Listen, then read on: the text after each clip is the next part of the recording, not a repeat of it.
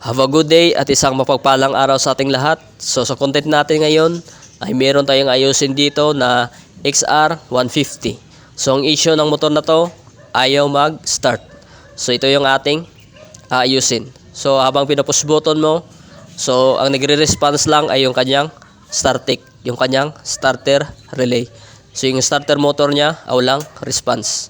So on natin yung susi. Ayan. Kung nadidinig nyo mga kaidiyas, nakiklik lang yung kanyang startic. So, yung kanyang starter motor ay wala ng response. So, ito yung i-check natin, ayusin natin. So, isa namang tips, ang i-share ko sa inyo kung paano i-check, paano ayusin yung sa kanyang starter motor. Ayan. So, good condition naman yung kanyang battery. So, malakas yung battery niya. Ayan. So, umilaw naman yung neutral light. So, in condition pa kanyang fuse. Ayan. So, ngayon, i-check muna natin. Huwag na natin buksan dito kasi okay naman yung sa battery niya at fuse. So, i-check natin dito yung sa output, yung galing ng relay. So, gamitan natin ng test light at ilagay natin yung ating test light dito. Ayan. Pagkatapos i-push button natin. So dapat ilaw ito. So kapag hindi yan ilaw, ibig sabihin sira yung sa startic. So push button natin. Pag umilaw siya, so ayan. Ibig sabihin yan ay good pa yung kanyang starter relay. Kasi meron naman siyang response. Meron siyang output papuntang starter motor. So, kasi pag hindi yan ilaw, ibig sabihin, asira yung startic pag i-push button mo. Ayan. So, good pa siya. So, hindi na tayo pupunta dito. Wag na natin buksan. So, ang buksan natin, itong kanyang starter motor. So, kasi sa starter motor, pwedeng mangyari dyan, pwedeng matanggal ang magnet, yung kanyang magnet, at pwede rin ubos yung kanyang carbon brush, either nag-stack up. So yan yung dito sa starter motor. So tingnan natin yung sa loob. Tanggalin muna natin. Pero bago natin matanggal yan, tanggalin muna natin ito. Ayan, yung exhaust nya. So 12mm lang na tool gagamitin natin dyan. So sa dalawang nut. At dito yung dalawang bolt. Ayan, nakakonect dyan yung negative. So 10mm na tool lang gagamitin natin. At isa pang nut dito, yung sa ating carbon brush. So tanggalin muna natin. Off pala natin yung susi. So tanggalin muna natin itong dalawang nut.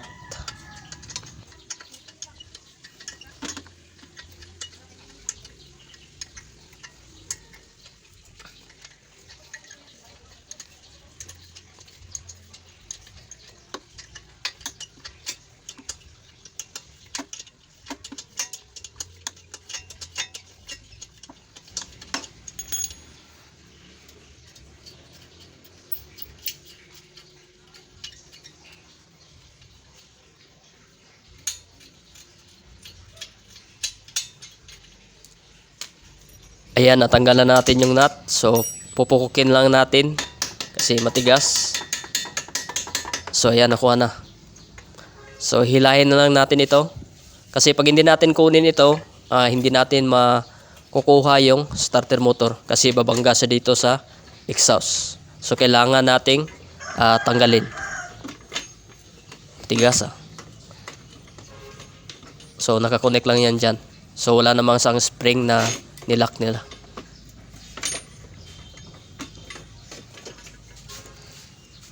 So ayan, natanggal na natin. So tanggalin na natin ito. Tanggalin muna natin yung dalawang bolt at yung nut dito sa kanyang carbon brush. So dyan nakakonect yung output galing ng starter relay.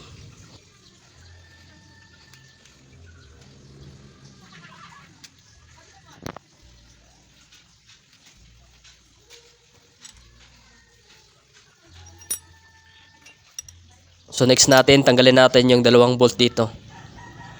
So yung wire dyan na merong terminal, yan yung negative. So tanggalin muna natin.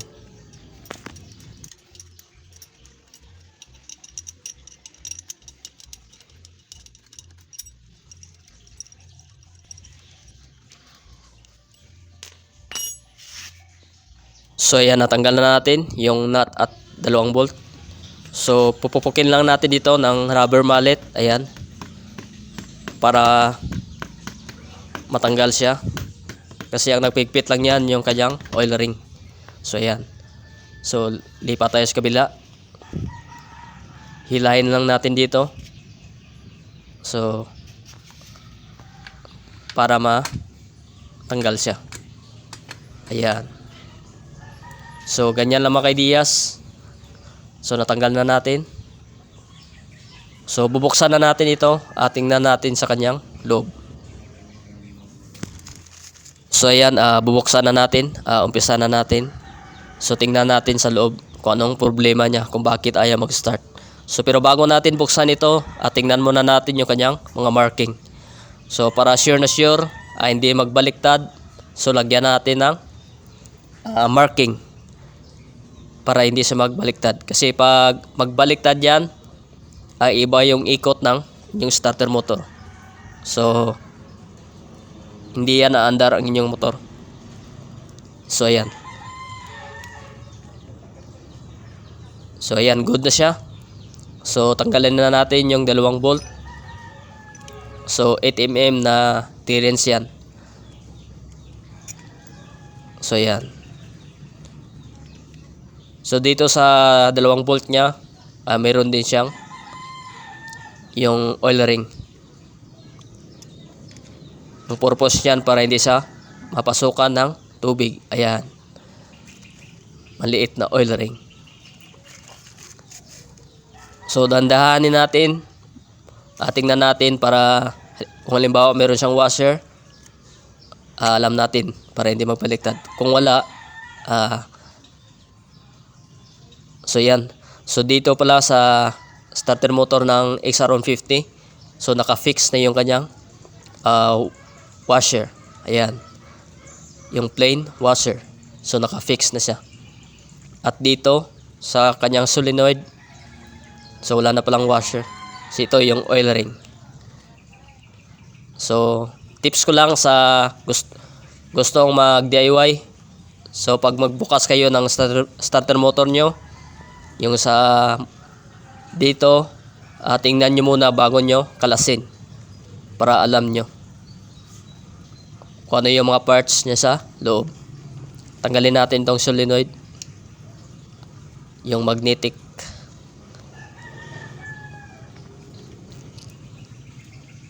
So yan, linisan lang natin ito mamaya kasi marumi na. So yung contact niya dito sa carbon brush, maitim na. So linisan lang natin ito. Ayan. Kasi diyan nagko-connect yung ating carbon brush. So dito sa kanyang magnet, meron niyang tanda para hindi siya magbaliktad. Ayan. Ayan, tanggalin na natin ito. So tingnan natin yung kanyang carbon brush. Ayan. At dito meron din niyang oil ring. Ayan. So yan yung kanyang position. So merong hukay dyan. Dyan yan nakatapat. Ayan. So para hindi magbaliktad yung ating magnet. So yan, marumi na siya. Ayan. So kung nakikita nyo dyan mga kaidiyas, yung isang carbon brush, ayan, meron siyang play. So hindi siya nag-stack up. Yung dito sa kabila, so yan yung dahilan kung bakit ayaw sa mag-start. Ayan. Yung isang carbon brush ay nag-stack up. So makapal pa naman yung kanyang carbon brush. So sa kanyang magnet, walang problema. Okay pa naman. So hindi naman sa kumalas sa kanyang housing. So good naman siya. So ang problema lang kung bakit ayaw mag-start ay yung dito sa kanyang isang carbon brush. Ayan. Nag-stack up. Yung mga carbon deposit, ayan. So nag-impact dyan. Ayan, ayaw na siyang mag-play. So ito lang pala yung dahilan kung bakit ayaw mag-start. Yung isang carbon brush ay nag-stack up dahil sa carbon. Yung mga rumi ng dito sa carbon brush. So bubuksan natin ito at lilinisan natin para maging okay na siya. So ito lang pala yung dahilan kung bakit ayaw mag-start. So kalasin muna natin. Kunin natin yung dalawang bolt.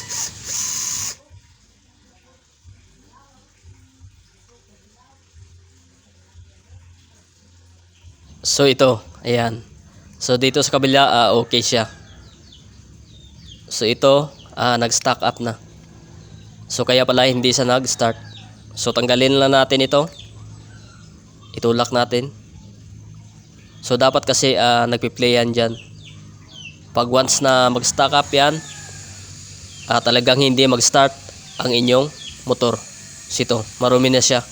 Tumigas na yung carbon deposit dito sa kanyang carbon brush. Yung mga maitim na yan, ayan yung nag-stack up dito sa ating carbon brush. So dapat kasi nagpi-play yan. So okay pa itong kanyang carbon brush. So hindi na kami magpapalit ng carbon brush kasi original pa to. So matagal pa itong gamitin. So good pa siya. So linisan lang natin ito at ibalik natin.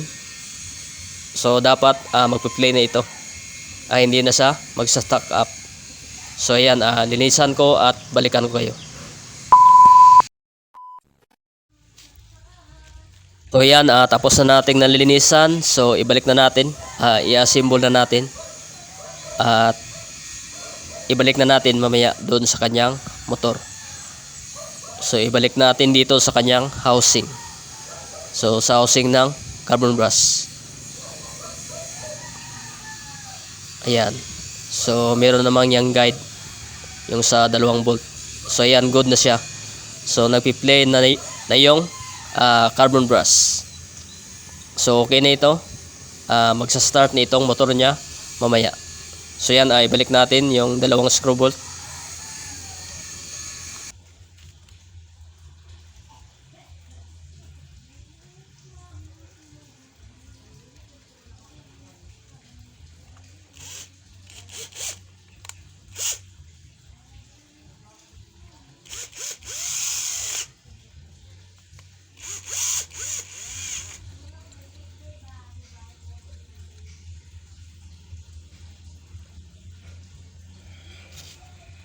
Ayan, ibalik na natin yung itong solenoid. So malinis na siya.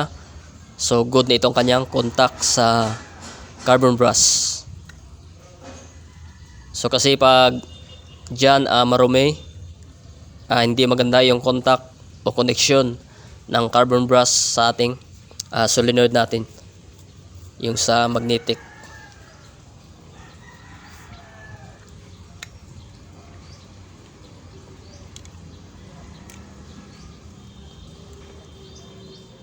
Tutusukin lang natin dito para papasok siya. Dapat magka-contact yung 2 carbon brush. So ayan, good na siya. So ibalik na natin itong yung magnet, yung sa housing. So tandaan natin yung pagkalas natin kanina. So yung merong tanda, ayan. At wag rin natin kalimutan ito, yung ring dito, yung oil ring. Kasi ang purpose niyan, siya yung nag-shield para hindi papasok yung tubig. So merong guide dyan, ayan. Yung guide natin kanina. So ipasok natin.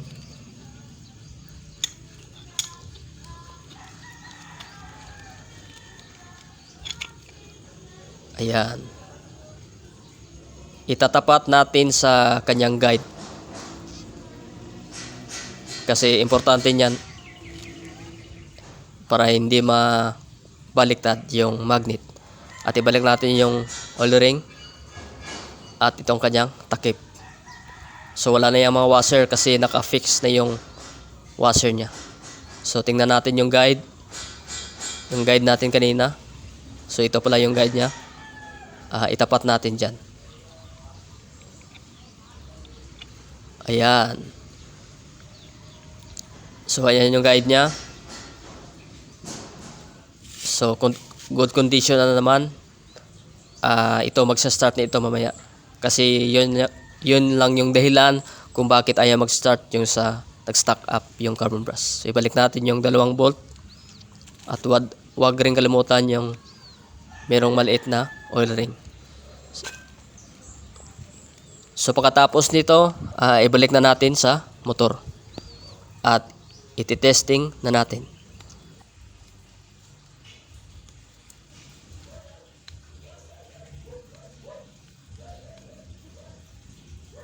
So ayan, natapos na nating higpitan. So good na siya. So ibalik na natin dun. Dito sa kanyang makina. So itatapat lang natin. So dapat swabe yung pagpasok. Huwag niyong pilitin na pupukin. Baka masira yung gear dun. At yung dito. So ayan, ipasok na natin. So dapat nakatapat siya. So pupukin natin ng dandahan. Alam niyo naman yan. So maramdaman niyo yan kung nakapasok na siya doon sa yung mga gear, nakatapat na sila. So ibalik na natin itong dalawang bolt at yung dito. Huwag kalimutan yung ground natin nakakonect dyan sa isa nating bolt. So higpitan natin.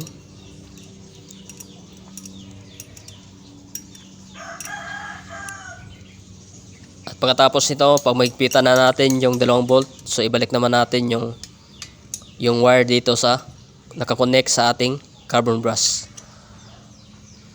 At ibalik din natin yung kanyang nut. So higpitan natin at ititest na natin kung okay na siya. So balik natin yung kanyang takip at ititesting na natin.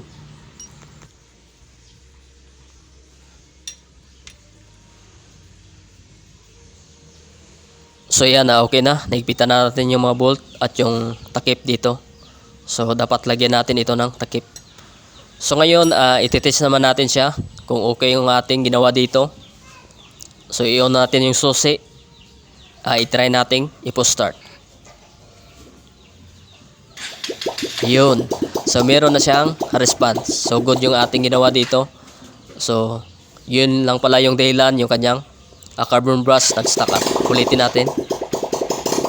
So ayan mga Diyas, okay na ang ating ginawa dito sa XR150. So yun lang pala yung dahilan, yung kanyang carbon brush nag-stack up. So ibalik na natin yung exhaust. So patayin muna natin. So ibalik muna natin dahil okay na siya. Iti-testing naman natin ulit mamaya. So good na itong kanyang starter motor. So ibalik na natin yung itong exhaust.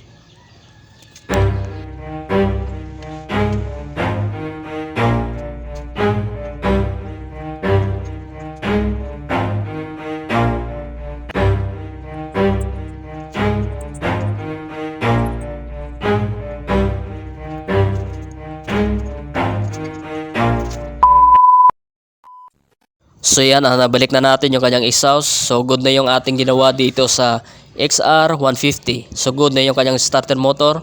So on natin yung susi. Ay try natin ulit ipo-start. So ayan mga Diyas, good na siya. So ganyan lang troubleshoot kung paano mag-check kung ano yung sira sa starter ng isang motor. So ayan mga Diyas, hanggang dito na ating video.